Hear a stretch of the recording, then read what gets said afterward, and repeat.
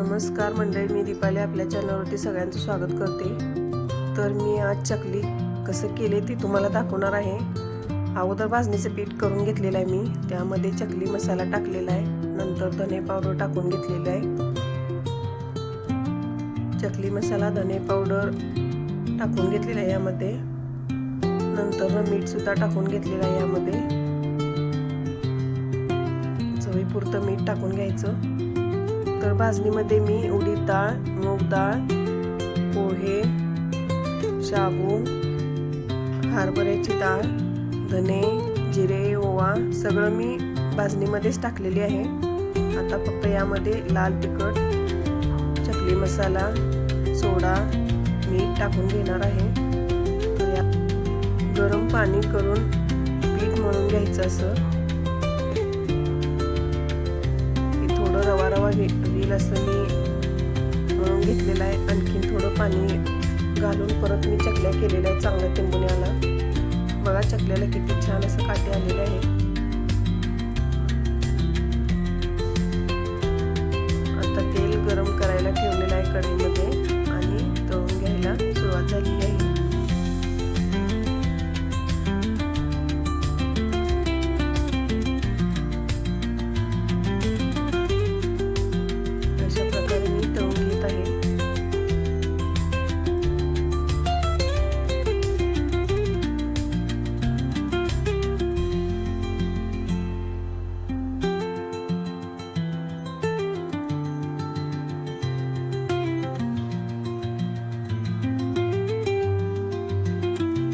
भाजणीचं पीठ केल्यामुळे चकली खूप टेस्टी, चवीला खूप छान लागते, म्हणून भाजणीच्याच पिठाची चकली करायचं।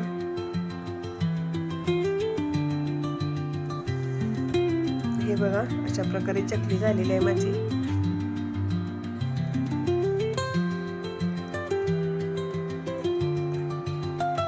हे अशा प्रकारे मी बनवून घेत आहे चकली आणि असं तळून झालेलं आहे। खूप कुरकुरीत असे झालेले आहेत चकल्या।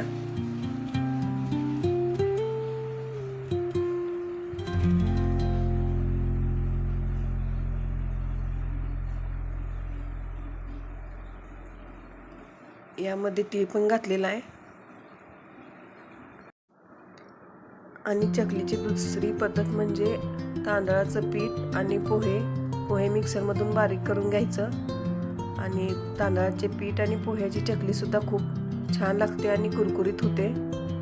तुम्हाला जरी तशा पद्धतीने करायचं असेल तर तसं पण करू शकता तुम्ही आणि भाजणीचं पण करू शकता।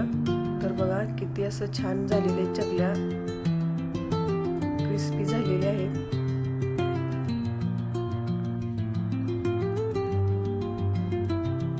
आणि काटे पण भरपूर आलेले आहेत चकल्याला।